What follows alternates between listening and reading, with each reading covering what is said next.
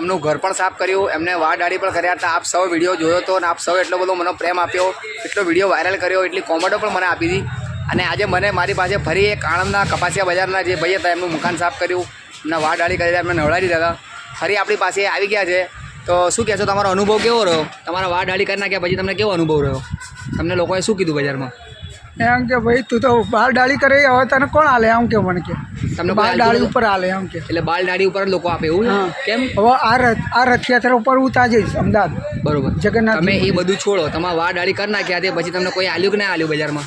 ના એમ કે આગળ જાઓ ભાઈ, હું કહું એ જ છું, બાલ દાઢી વાળો જ છું. તારો જે બાલ દાઢી હતા એ જ ભાઈ છું એવું કીધું તમે લોકો?